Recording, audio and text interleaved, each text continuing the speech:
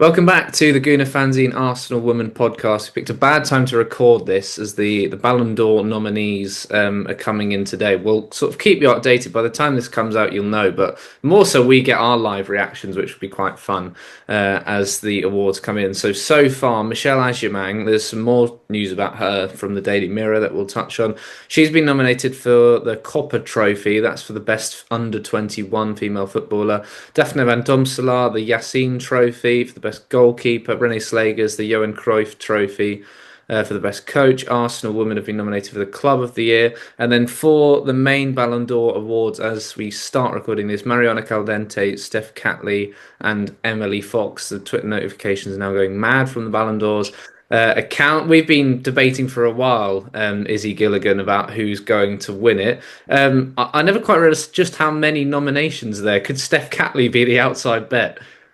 I know. I'm just pleased to see these people on the list because I think that especially defenders like Emily Fox and Steph Catley, we always sing their praises, but it's nice to see them being recognised a bit more globally and getting their flowers for some incredible defensive performances that we have seen this season. So that's pretty exciting. Oh, there's Chloe Kelly coming in there. That's Yeah, I just saw live that one. reaction. Chloe Kelly nominated, so that's pretty exciting as well, having only been kind of properly playing for half a season at Arsenal and having such a great time with the Lionesses. And yeah, I think that there's going to be a few more coming in for Arsenal, and I think we're going to get some good reactions on this episode.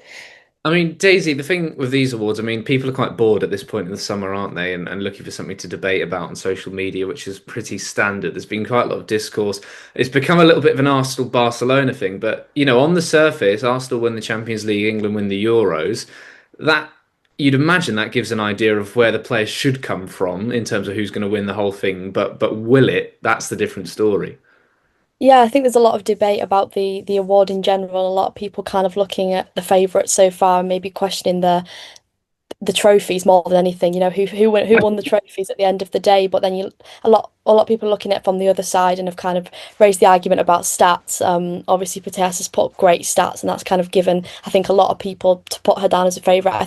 I went into it for a while being like Mariona was obviously a favourite, trying to be unbiased, but obviously the season she had first season at Arsenal and to put up the figures that she did and then obviously win player of the season in the WSL, then I said, before the Euros, if she goes in and has a great tournament, that kind of solidifies it. But then Spain obviously didn't win the trophy and she didn't have a perfect tournament, so it did kind of change things a little bit. And then my preference went to potentially Russo, who won both trophies and also put up a really, really good season. So I think it's really interesting. I know there's a lot of controversies around it and it's going to be tough at the end of the day who wins it. But yeah, I think I see both sides of the argument, but for me, I still, I'm going to stick with Russo at this point and say potentially that she's my favourite at the moment to win it. My hot take is that Leah Williamson's name hasn't been mentioned enough. I think to do the defensive performances she's pulled off against Barcelona and Spain, we were all there in the final. Daisy, you were there at both finals, so I'd love your take on it. I don't know. Does she go under the radar? I know historically, the strikers, your attacking midfielders. I know on the men's side it was such a big deal when Rodri, as a defensive midfielder, won the Ballon d'Or. But I feel like Leah Williamson's had such a good season with Arsenal. I know she had those injuries. She sort of struggled for England, particularly after coming back from those injuries. But on the big stage, she's barely put her foot wrong, hasn't she? Apart from maybe that France game in the group stage. But I just think when her club and country have needed her the most, she's just been outstanding. Yeah, absolutely. That's a Frida Marnham nomination coming in there, which I really like. That's really cool. No, definitely we can talk about that. But I think it is difficult depending on position. People will say like it doesn't matter, but at the end of the day, it really does. And I do think naturally defenders go under the radar. The same with goalkeepers, because I was trying to put up an argument with people about players like Hannah Hampton, who have gone on to, like win the treble, obviously put up a good performance for England and also show up in the big games. I think the same can be said about Leah Williams. It's not just the nature of going and winning the trophies, but also the performance that you put in those games. I mean, for me, Leah Williamson was one of the contenders for player of the match in both finals. I don't know if she won it in Lisbon. I don't think she did. But at the end of the day, I think the performance that you put in those big games should count for something as much as winning them, and she did that too. So I do think naturally it's probably never going to be a defender that wins it, unfortunately. But yeah, Rodri did change that award, but there was also a lot of controversy around that as well. Like when it didn't go to someone who, was putting the goals in, scoring the goals and getting the assists. So when it comes to a player like Leah, I think it's probably unlikely, but she definitely should obviously be a contender and be a strong contender. And I did see her quite high up in the predicted rankings, which I really think is a good sign. Yeah, there is Williamson. She's been nominated. Alessia Russo has just come through. It's basically like it's almost a whole Arsenal team, which is quite remarkable. Yeah, we'll keep an eye on that. So Leah Williamson coming in. The other news is this morning we've spent the last couple of weeks talking about Michelle Agyemang, whether she'd stay, whether she'd go on loan. So the rumour is from the Daily Mirror, saying that she is set for a loan move to Brighton. Arsenal, of course, very happy with her progress, and her and Rosa Kafaji, by the looks of it. I mean, Arsenal are obviously very pleased. One with Brighton in terms of Agyemang's progress last year to send her back, but to send Kafaji with her. I remember Everton a couple of seasons before Arsenal sort of preferential loan club for the likes of Gio and Katrina Kuhl. Seems like Brighton are going that way now with Arsenal sending two very promising players there.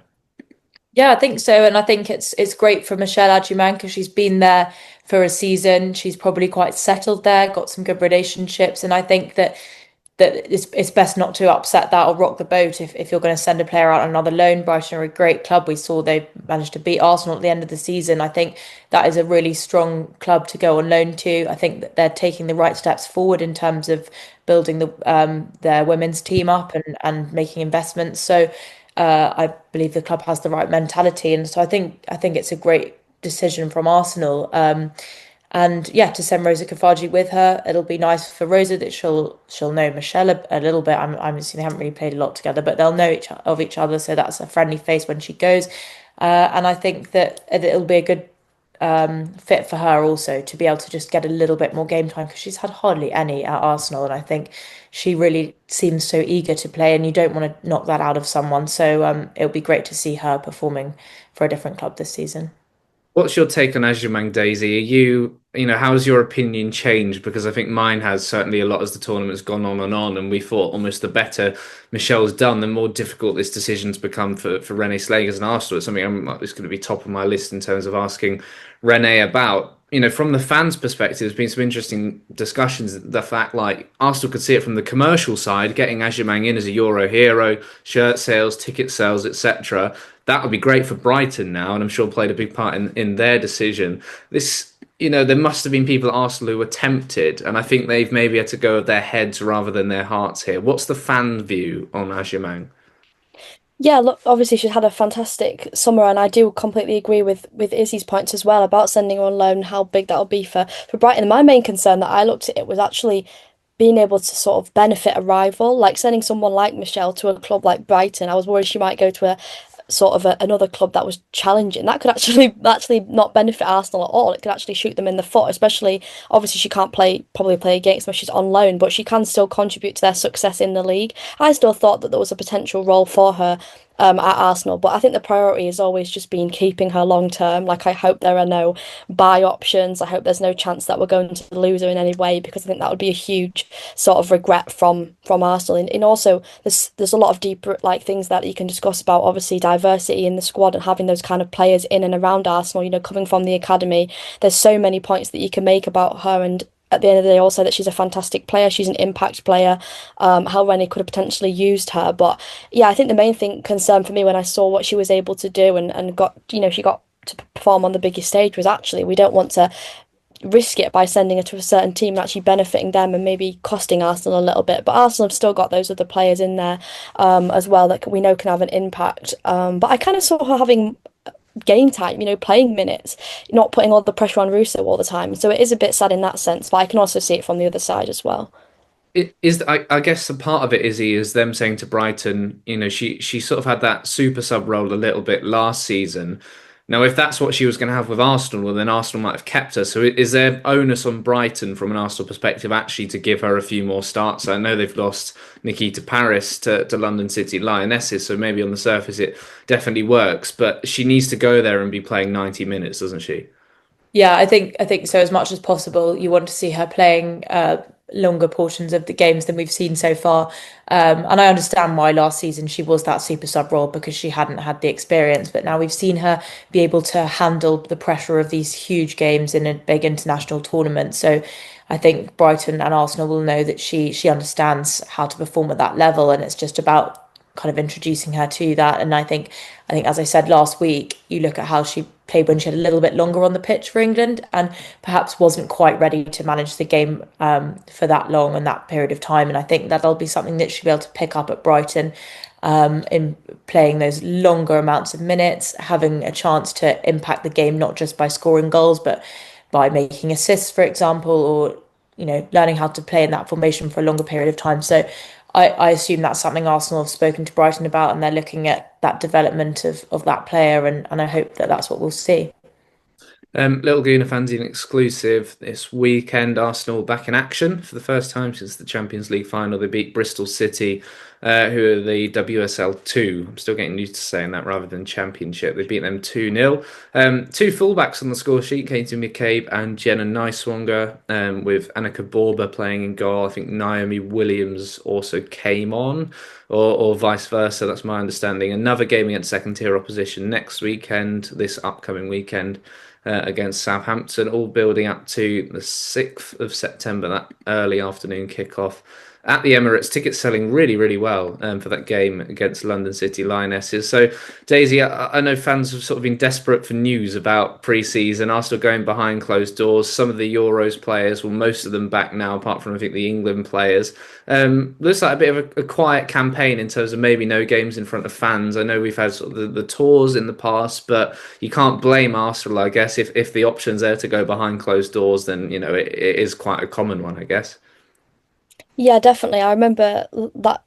I think it was last season or something like that when Kyra scored that really good goal and nobody could get the footage because when things like that happen, like Jenna Niswanger scoring, Katie McCabe, it just probably you can't read into too much because obviously you can't watch the game, but you can read into the fact that two fullbacks have scored a little bit and kind of look to what Rene's trying to do with these players. I think there's a lot of new players to settle in. I think there's a lot of decisions to be made still about who's going to start come that London City game at the Emirates. Rene will probably have a lot to think about with the new players that are coming in and getting the relationships working as well. So yeah, I think it is sad in a sense because we want to get an idea of what this team's going to look like before we actually go into a game where what the WSL is like. You can't really afford to lose a game even if it's the first week. So it is nice to see that in a sense, but also leaves a bit of anticipation, I guess, to who's going to play and how the system's going to work and how these new players are going to fit in as well. But yeah, it's coming around really, really quickly. I know I've kind of still been adjusting back from the Euros and trying to get back into that mindset of it's back to Arsenal now when we were struggling not too long ago to get into the England mindset. That's kind of how it works. But yeah, I'm really looking forward to the new season, and I think Arsenal have made some great signings as well. I know we've probably been discussing that along the way, but I'm really excited to kind of see how they fit in and how they get on going into those first few games. Well, yeah, we haven't had you on for a while because you have been out in Switzerland. What Yeah. what is your take then on the four signings we've had? I know Kelly was certainly, we all sort of knew that was coming, but you must be so excited by Olivia Smith. And do you want there to be more to come? Maybe one more player coming in? What's your take on the window so far? Yeah, I think if we're being honest, we're always going to kind of want more, or we're going to see areas where there still is potentially an option to recruit. I think the big thing was the winger. That was the big situation, and we managed to get two in and two of the very best, which is incredible.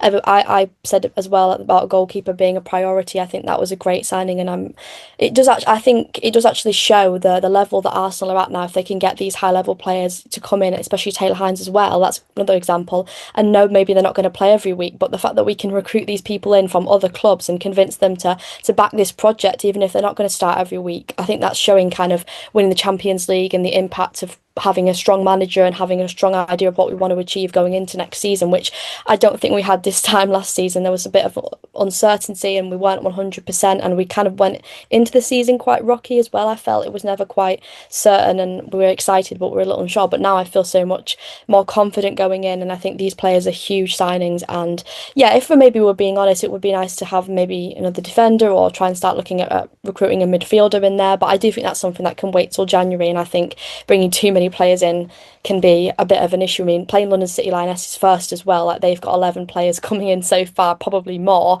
and they've got rid of sort of the same amount. So that's going to be really interesting for them to play that first game against Arsenal and have to adjust to a whole new team, basically. So maybe it's the perfect time to play them, actually, before they haven't had the time to really understand how it's all going to work and who's going to play. And yeah, there's going to probably both teams going to be in the same situation, but Arsenal maybe have a little bit more solidity in that side that they're going to put out. Yeah, and the former Gunners as well at London City, Daniela van der Donk, Taya Goldie, Freya Godfrey, Nikita Paris, all coming back to their former club. I've got the Girls on the Ball transfer tracker up, which is available for free on their website. It's a really, really good piece of work. And there's been a lot of business done, actually. Some clubs have had more quiet transfer windows than others. I mean, a lot of the time, your own club's business can often be, it automatically you compare it to other clubs and maybe you see your own club's business in a different way. But when you look across, sort of City, Chelsea, United, the competition, and with the players Arsenal have tied down, the senior contracts as well, it feels like when you look around the league, this has been a good window, Izzy. Yeah, I think so. I think there's been obviously, as you said, some clubs who've got a bit quieter. I think people are panicking, but actually there's still a few more weeks left of the transfer window, and there's always some last minute bids going in on that last day, which is why we love the transfer window. It's so exciting. But there will be some more business done over the next few weeks. Whether that's at Arsenal, I'm not sure, but we'll see how that goes and see what rumours crop up. But yeah, I think for Arsenal, it's been a particularly strong transfer window, and they've done exactly as they needed to, which was to capitalise off that Champions League win and to try and attract that talent straight away or straight off the bat, tie these players down before the Euros, and I think that they've done that really well. And Renée Slegger's her first full transfer window. It's great to see that she's clearly got a great ambition for this season, and it matches the fans' ambition. It matches what everyone wants to see from this club. Everyone wants to see Arsenal back in that position of, the best women's football club in England or Europe. So yeah, I'm excited to see what the season brings and to see these players in action. Yeah, really good ticket sales for London City. You were out in Switzerland, Daisy. How do you see that tournament having a positive impact on this season? And do you feel Arsenal, not automatically, well placed? I guess they are with the players, but how do you feel all clubs now need to capitalise on this, or will it happen sort of naturally? Yeah, I think we saw a lot of talent and in this tournament, and I'm talking beyond, the WSL. I think if, other teams in the WSL that aren't sort of Arsenal, Chelsea, your big clubs, there's players in that side that are going to, be recognised for their performances. Maybe even I wasn't familiar with because I don't watch every single league, that are now moving into these other teams, not just the big clubs, but other clubs as well. If the WSL clubs could take that seriously and start bringing in these players and capitalise on those fans that maybe watched Switzerland or watched Italy or watched, another side, and now they're seeing them play for a WSL club, it's going to attract new people as well. I mean, for me, it was actually the parade where I noticed or met or spoke to the most people that were impacted by it, and being back home and the amount of people that came that maybe don't follow. When you're in it, you just think, oh, everybody knows like Arsenal women, everybody knows, but actually a lot of people were like, oh, so do you follow a club? And I was telling them all about that, and they were like, oh, I'm an Arsenal I've been an Arsenal men, been following the Arsenal men for a while, but I'll take my daughter and my family to watch the women. And to me, that's just something that I would know, but you forget that these people that are getting into it for the first time actually don't follow a club, or maybe don't follow their club as much as they'd like to, and they're going to get into it. So I think you see it so much when you're in that environment, and then you realise how it's normal to you, but it's actually growing, and it's actually attracting people that maybe weren't interested before or just didn't know how to be interested. So I try and do my part on the ground, and when I'm at these places, at telling people what they're missing out on. And I also try and encourage people who maybe don't live near London or aren't an Arsenal fan to go and support a different club as well. And I think players attract that, positive performances attract that. And I also think this was a tournament with the most competition that I've ever seen. Like if you compare that to 22, in my opinion, we saw some great football across the board. We didn't see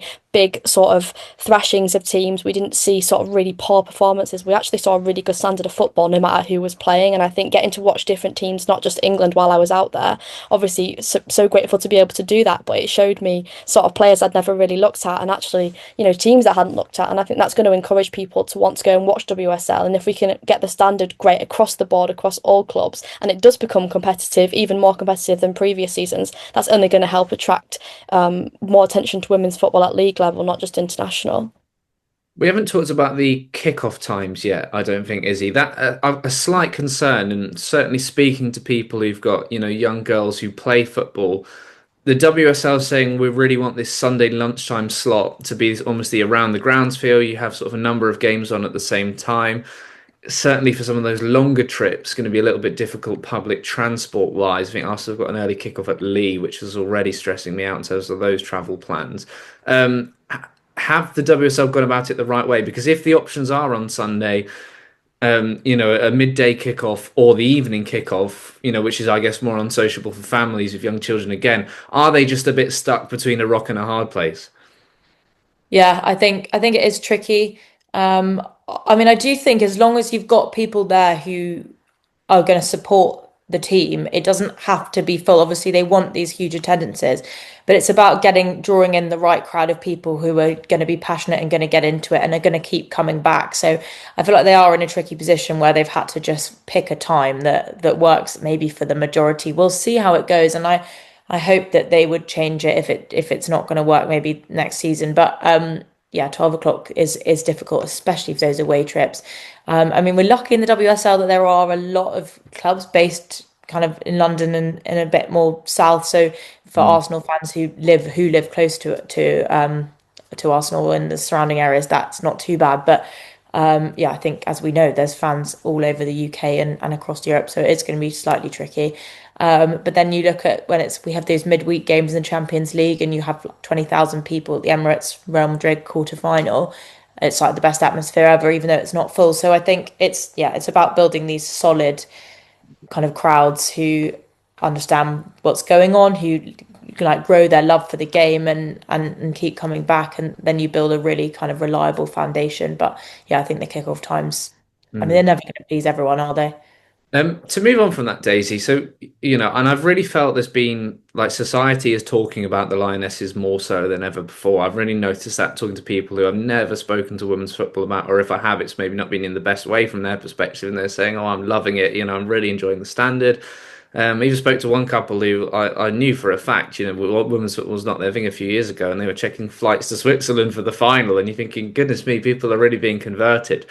But if people are coming to their first games, to give the example, say parents with their young sons, daughters, whatever, these families or people from all walks of life, how do we then make sure, that does improve the atmosphere and we don't end up with the sort of die hard behind one goal and then maybe sort of the families going for the first time? How do we ensure, as a fan base that we keep improving the atmosphere but also making everyone welcome? Yeah, I think these discussions have already been going. And actually, I was having a discussion with Farah even before the final had happened, in Switzerland, already having to plan for what the supporters club, especially obviously this is specific to Arsenal. I don't know how that translates across the board, but about what we can do, how we can change it, how we can improve. I mean, I only spoke to her a few days ago and she said my inbox has been flooded with families, with parents, with individuals, with people from Switzerland or from other countries trying to join the supporters club. How can I do it? How?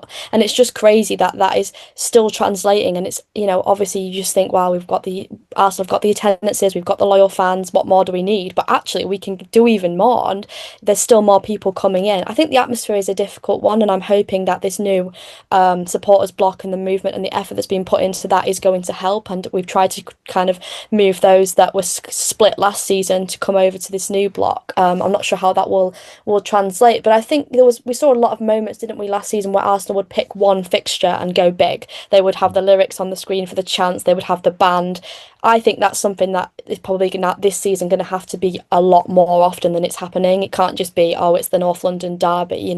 You can actually translate that across several games. So when we play Man United, when we play Chelsea, when we play City, every game like that is a big game. Even London City, looking at what they're looking to achieve and the mindset of Michelle Kang, those games it doesn't have to just be one off. It can be all the time. And I know that a lot of resources are probably going to go into that, and that's definitely going to help those coming in who are families or parents or have kids to be able to be in these environments and make it fun and make it enjoyable, but also bring that atmosphere. So I think a lot of work going on behind the scenes, and I'm hoping that that doesn't just happen at Arsenal. I hope it translates across, and that these supporters club, we're very lucky with who we have, but I hope that that starts developing even more at other clubs as well. Izzy, I'll bring you in a second because you're at the Emirates last night. But just quickly, Daisy, me and Izzy are more in the press box. We certainly both like a drink as well. And on that topic, these alcohol trials. In Switzerland, in most countries, you can drink in the stand. It's normalised. Probably some of those England games, it was very much needed. What's the reaction been like in the fan base in terms of these trials? So certain parts of the stadium are going to be allowed to bring alcohol to your seats, have a drink in the stands. Others, it'll be the usual, you can have it in the concourse, and that's it. What's the reaction been like? 'Cause it seems a little bit mixed on social media. I thought everyone would be delighted, but it's not quite been the case. Yeah, absolutely. I think there's been divided opinion. I saw majority, obviously positive opinion, just because of the people that I'm friends with or that I'm really close with in the supporters group, and that is majority sort of my age or slightly younger, and that probably does translate as a bit of a biased opinion on drinking in the stands. But I think the main concern that came up that I saw on social media was that when this was trialled, I think at a championship club, there was a lot of people going purely for the fact they could drink and not to support women's football, not to kind of get behind the club. I think that's obviously a major concern to raise, and I think it's something that the club and other clubs that are in the trial are going to have to monitor. There was a concern that that would translate and there would be sort of big groups of men. That was just based on what was said. I don't know where specifically that was, but coming just to drink, and actually it's affecting those around them, and it's affecting the atmosphere of the women's game, and it's sort of ruining it in that sense. So if we can do it right, I can understand why it would be a positive, but we have to be aware of the unfortunately the negative sides of that, and it's just about monitoring it. And like you say, it is a trial at this point, so we'll kind of see how it goes. But yeah, mixed opinions, and I can kind of see why in that sense. It's obviously based on what's happened previously. Yeah, I do think having certain sections of the crowd doing it and sort of letting fans know. I booked club level tickets to the London City game. I'm taking my partner and haven't gone as a fan for ages. And it was very clear when I was even looking at tickets down in the lower tiers. It's an alcohol section, it's a non-alcohol section, and that they're certainly doing it the right way. There, it's such a complex history in the men's game, and good that probably the women's is being treated differently. But you don't want that patronising side as well of actually everyone's going to behave well. They can all have a drink. Where if some people actually don't feel comfortable, and yeah, interested to see how it develops. But I think it's good the options there. Good these sort of things are being trialled. You were there last night, Izzy. I saw a few people that got sort of AWFC Champions of Europe pin badges. I think the club was selling. How obvious was it, sort of in and around the Emirates, about Arsenal women's achievements? I saw certainly, as there always is, there was advertising about the London City game, getting tickets and stuff. What else did you spot? Yeah, I mean, it was so cool to be back there. I was so happy. I was going up on the train. I was just so excited to be back at football. Having not been to any of the Euros games, I feel like I've really missed it. And just it was a really, really good atmosphere yesterday. I think because it's a bit of a cheaper game. You had a lot of families there, maybe some people who were on holiday who are Arsenal fans that don't usually get to go, or people who can't normally get tickets to men's games. So maybe it was a bit more like a women's game crowd in that sense, that it was a bit more friendly and a really good vibe. All by the Armory, they had big signs saying Champions of Europe, Arsenal women. The shop was way too busy that I have no idea what they were selling, kind of merch wise. I couldn't even get a shirt printed. Tried to get Kim Little on the back of the shirt. They've run out of all the women's name sets in the Wow. club font in the red for the third kit. So I mean that was good to see. Not good for me who queued for half an hour and couldn't get it printed, but I'll go back. And yeah, I don't know where they were selling the pin badges. I saw it. I think it was Laura Howard put it on her story, and I feel like I missed out. But hopefully, able to get my hands on one of those. But yeah, it was definitely advertised everywhere, and I thought it was quite exciting. There was a lot of young kids with who multiple siblings or friends, kids who were some of them with women's names on the back, some of them with men's names on the back of their Arsenal shirts, and it was just seemingly very normal. And I think that was pretty cool to see, like young boys with Beth Mead's name on the back of their shirt, like that's something that's becoming more and more regular. And I saw people with the AWFC scarves. It's like it's not even a women's game. It's just great. Yeah, brilliant to see. So I think that's going to be good going forwards. And it looks like the club are treating the women with the respect they deserve for winning the Champions League. Yeah, I mean, selling merchandise and stuff, it becomes a lot easier when your team's doing well. Certainly, a lot of things do, and yeah, it's something that Arsenal, I'm sure, will be marketing just for as long as they can, basically, and why wouldn't you? So yeah, less than what was it exactly a month? No, just under a month and -1 today as we record this on the Thursday. Have we missed anything else in terms of we're doing a bit of a general WSL preview? London City, that's one final point I wanted to ask you about, Daisy, because I know they've been saying don't buy tickets from the Arsenal end. There is a dedicated away end. That's an interesting fan base and one to keep an eye on this season, isn't it? Yeah, and I think them being in the WSL is probably obviously a hugely positive thing, but at the same time, I know they have a significant amount of the fan base that potentially supports multiple clubs. I don't think that's necessarily an issue because it's helped grow London City. These fans are dedicated, they'll share their time between. They might go when Arsenal aren't playing, or they might go when London City game is more local to where they are. I think that's great for the growth of the club, but it does raise a concern that when those two teams play, you are a bit stuck on maybe a lot of them are going to probably go back to Arsenal, prioritise Arsenal in that game. What does that leave? Where does that kind of leave London City fans? But I do think they're doing everything right, and I think that's only going to kind of grow their fan base, and I hope that brings in fans who are going to support them as like on its own as an entity, and I hope that that brings in a nice away end, which always I think makes the game better as well. I think Man United always tend to have quite a lot of solid away fans, and I like when teams sort of bring quite a few. I think Liverpool had quite a few as well, so it's great to see, and I do think they'll be still have quite a few there. So I'm excited for that game. I think it's hard one to predict because both teams sort of coming into it, like I said earlier, London City with a whole new side, basically a lot of former Arsenal players. Arsenal have still got to get in the rhythm a little bit, and that first game, you're not playing at the peak of how you're going to play. You got to adjust to new players, and Rene's got to find out what works and what doesn't. But the WSL doesn't wait for you to kind of figure that out because it's already done by game three if you do go in and lose those games. So it's hugely important as well. And I'm really really excited to just get back into it. And it's strange because I was after Lisbon, I was so like I don't want to leave Arsenal, and then I got into my head of the Euros and we won Mm. it, and then it's like you got to go back again, and that's just how football is. But I'm sure I'll soon get back into it once that first game starts. I just can't get around my head around winning the Champions League and winning the Euros within two Yeah. months and like what that's like as a player. I don't know if one takes it away from the other. That it's a situation I'd love to be in, and I'm sure it doesn't. I'm sure you're just celebrating both. But yeah, just incredible, and to take that momentum back in to a new season. It shows a lot about how much we're looking forward to the season that we're previewing a game that's still a month away. Next week, if there's no more news, maybe we'll do a bit more of a club by club WSL preview. But I'm sure there's always little bits and pieces of reporting going on. And well, we do have a new Gooner out as well that you can pre-order now. If you have pre-ordered it, we've got a Champions League souvenir issue. There we go. We're talking about the merchandise and stuff. We have our own. It's £10, so it's a little more expensive, but that's because it's a souvenir issue. It's got Arsenal lifting the Champions League on the front. You can't get that very often, and it's also a larger A4 size. So if you're a magazine reader like me of 442 magazines like that, Match of the Day, for example. It's that sort of size. So be a little bit prepared if you're going to buy them at a game. It's not quite going to shove in your pocket as much, but worth it for that bigger A4 size. And we hope. And if you go into the friendly against Athletic Bilbao, that'll be its first match day sale. But as always, available online in the UK and around the world. Just quickly, Izzy, what was your piece on? And then we'll come to Daisy. I feel like I wrote that so long ago now because I've been in Euro mode, but I wrote about Leah Williamson's Arsenal fairy tale and her kind of story through from being a mascot to winning and lifting that Champions League trophy and a few bits in between. So that's what I went for.